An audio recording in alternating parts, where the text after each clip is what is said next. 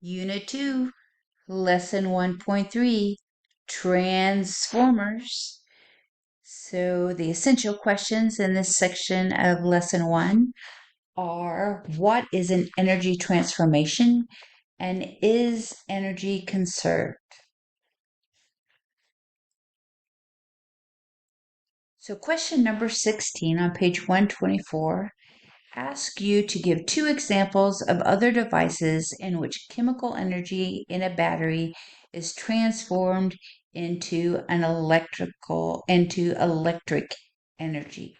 So think of things that you put batteries in which that causes them to function, turn on, move,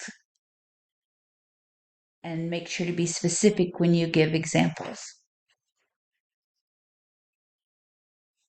So in this example, we have a screensaver. And so you can see that this phone is fully charged, meaning that it was plugged into an electric outlet.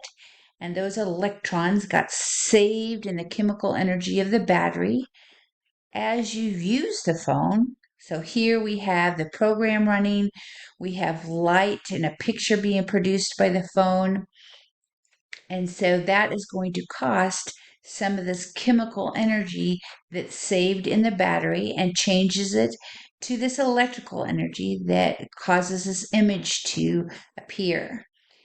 As this image appears, you get light being produced. You also get thermal energy. You know that if you run your phone too long, your phone will get hot, and that thermal energy is a conversion of this chemical energy in the battery running the programs and the circuits within the phone. And so this would be one of those examples. Number 17. How are energy transformers related to the law of conservation of energy? If we go back to our cell phone, the amount of energy that's in this battery is going to be the same amount of energy that this cell phone is using. It's going to be equal. So the energy used to produce the light plus the energy that's being used to run the programs behind the screensaver plus the thermal energy that's being given off as the phone gets warm as it's being used. So all of those are conversions of the chemical energy in the battery.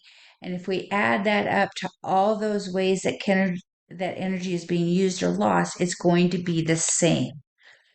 It changed forms. The law of conservation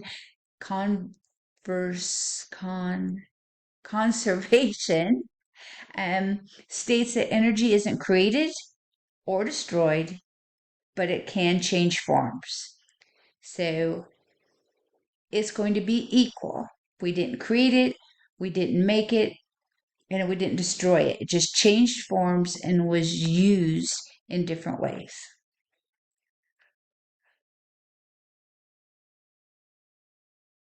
So number 18 is a think outside of the box, and it asks you to think about how cell phones work and what form of energy is used to power the cell phone. You have a handout for this to answer, and it will be its own part, segment, activity in our module for Lesson 1, Introduction to Energy. Number 19, ask you to give another example of electrical energy being transformed into light. So this GIF, oh, it doesn't play. The GIF doesn't play. Sorry.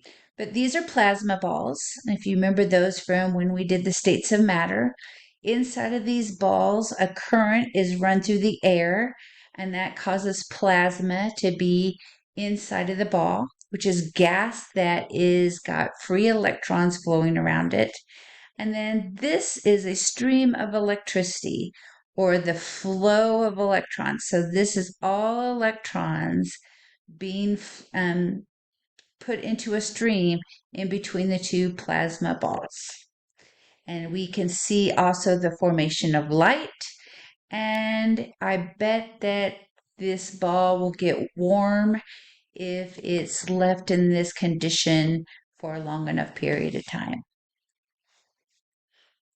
And then you have your visual summary on page 126.